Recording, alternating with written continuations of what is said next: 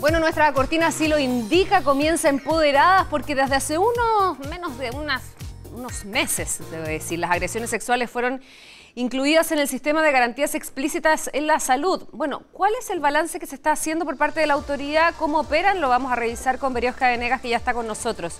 Meses, ¿no? Sí, desde octubre del año pasado. Ya, ¿cómo está? menos un año entonces. Exacto. ¿Y por qué se incluyen? Y esto es bien importante, ¿cómo están los saludos a todas y a todos que se conectan a través de nuestra señal digital, YouTube, redes sociales? Lo cuento y lo tomamos este tema porque en octubre del año pasado se promulga eso, porque lamentablemente en nuestro país cada 14 minutos una mujer en promedio es víctima de una agresión sexual.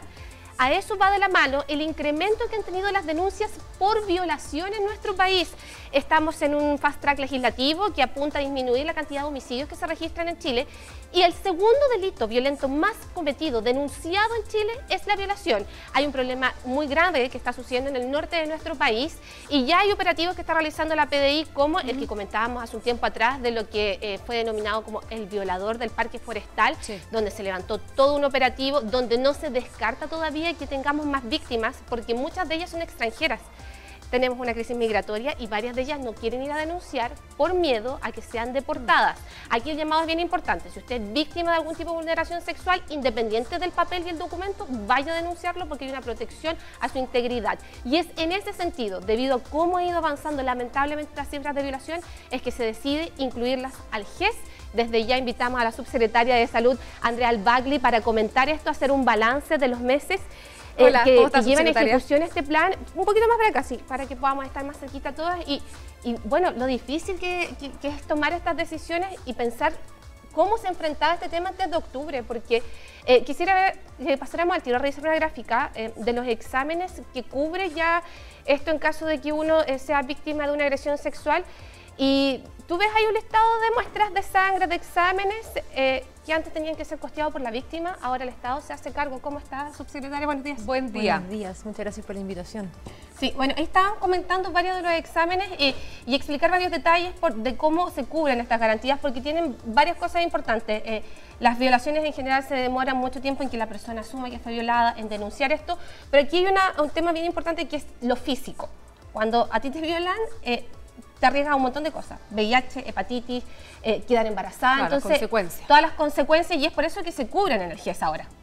Sí, te podemos comentar. Sí, así es.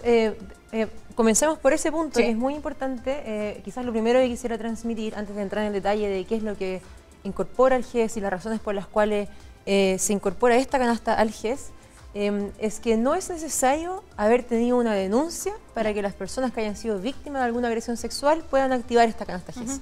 Justamente porque entendemos que el acceso oportuno a estas prestaciones, es decir, que sea muy cercano en el tiempo en el que ocurrió la agresión sexual, es tan importante que no se exige ningún procedimiento intermedio para que no se transforme en una barrera de acceso para una prestación que sabemos que es tan importante para todas las personas que hayan sufrido alguna agresión sexual. Entonces, lo primero de hacer muy claro es que no se necesita que las personas hayan hecho una denuncia. Ya, eso es bien importante porque además llegar a un sistema de salud solicitando el mermada, saber que, atacada, o sea, violentada, agredida. Y además donde antes de octubre, insisto, el tema económico, lo que significaba, o sea, costear lo que significa esta vulneración. Entonces por eso me quise detener a estos exámenes, porque demuestran la realidad y lo fuerte que es para las víctimas de una violación el seguir, en tanto en lo físico como en lo psicológico. Sí, efectivamente, el GES es una política pública que comienza en el 2005 y lo que tiene como objetivo es poder priorizar y fortalecer la atención en salud de algunas patologías que son mayoritariamente importantes en el país. Y dentro de eso lo que hace es que establece garantías explícitas en el proceso de atención de prestaciones que, si bien se entregaban antes, o sea, no es que sean prestaciones nuevas en el sistema público y privado, sino que a eso que existía se le entregan garantías de acceso, es decir, garantiza que si las personas que cumplen ciertos criterios relacionados a la patología puedan acceder, garantías de oportunidad, es decir, plazos máximos para recibir las atenciones, garantías de protección financiera, que es uno de los puntos que va a conversar, y las garantías de calidad.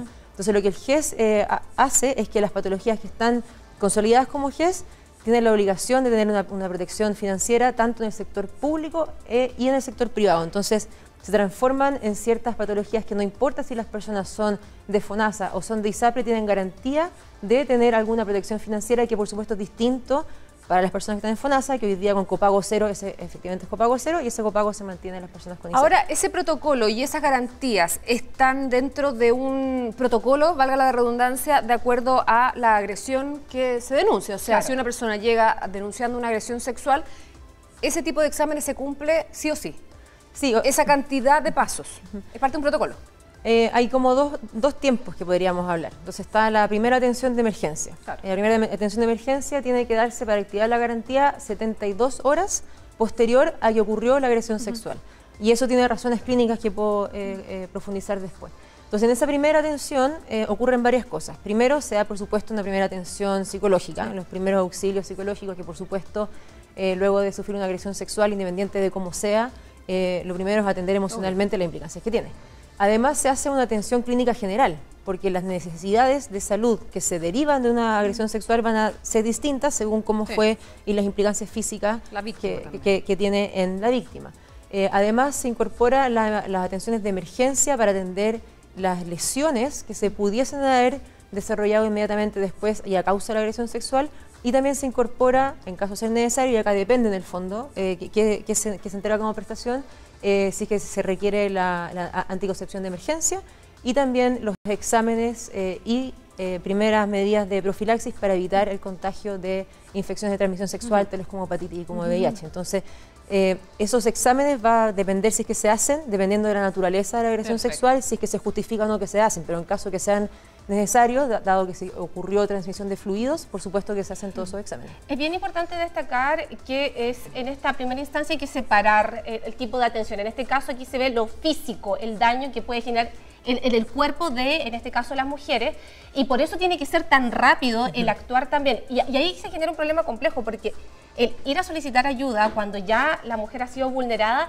no creo que sea tan fácil. O sea, hemos tenido casos tanto en terreno, nos ha tocado reportear a ambas con la Titi, lo difícil que es para una mujer reconocer que ha sido vulnerada sexualmente. Entonces, ¿cuál es el acompañamiento que viene ahí? Es muy cierto lo que tú dices, es un proceso el reconocer cuando una persona ha sido víctima de una agresión sexual, y eso efectivamente es una dificultad, y por lo mismo también quisimos asegurarnos que no existiera ninguna barrera de condición de acceso de que haya ocurrido algún tipo de procedimiento en ese sentido, por ejemplo, manifestado en una denuncia. El apoyo psicológico se da tanto en la atención de emergencia, en la primera atención, que es como la atención que uno da ante la crisis, y después que la segunda parte de la atención se da en el seguimiento. Ese seguimiento se da durante un año y es tanto seguimiento, prestaciones que se requieran en tanto a la salud física, pero también a la salud mental. Entonces, algunas de las consultas que se entregan en esta canasta es atención con psiquiatra y con psicólogo para poder acompañar a la víctima en el proceso de reparación. ¿Y eso por un tiempo determinado? Durante un año se da el seguimiento. Solo para ir cerrando y en un tema práctico, porque como decíamos, cada 14 minutos una mujer lamentablemente en nuestro país es víctima de una agresión sexual. En lo práctico, si es que soy víctima, ¿qué debo hacer? ¿Voy directamente a un centro de atención primaria de salud, a una urgencia de un consultorio, de un hospital? ¿Qué pasa si, por ejemplo, estoy afiliado a una ISAPRE y llego a la urgencia directa de la clínica con la que tengo convenio? ¿Cómo es en lo práctico? Tienen que acudir a los centros de urgencia. Cualquiera. Ya sea en una urgencia hospitalaria o en una urgencia de la atención primaria de salud, un sistema, en cualquier servicio de urgencia, se hace la primera acogida y luego de aquello se hacen la activación de las canastas para poder continuar con la atención. Y lo único que es necesario es que la persona reporte verbalmente que ha sido víctima de una agresión sexual en las últimas 72 horas. Lo importante, no necesita una denuncia ni una constancia de carabineros. Eso es súper importante también dejarlo claro. Decidimos siempre, por supuesto, creerle y confiar en las personas, y si una persona se acerca a un servicio de urgencia diciendo que ha sido víctima de agresión sexual, se actúa acorde a aquello. Perfecto, yo le quiero agradecer a la subsecretaria de Salud por estar con nosotros aquí en este espacio de Empoderada. Recuerde que está esta cobertura, lamentablemente las cifras no son muy alentadoras, así que este es un mensaje muy importante para que lo tome en cuenta en caso de que sea víctima de una agresión sexual. Me despido, Cristina. Nos vemos el próximo jueves. Muchas gracias, Berioska. Muchas gracias, subsecretaria, por venir. Que le vaya muy bien, muy amable. Nosotros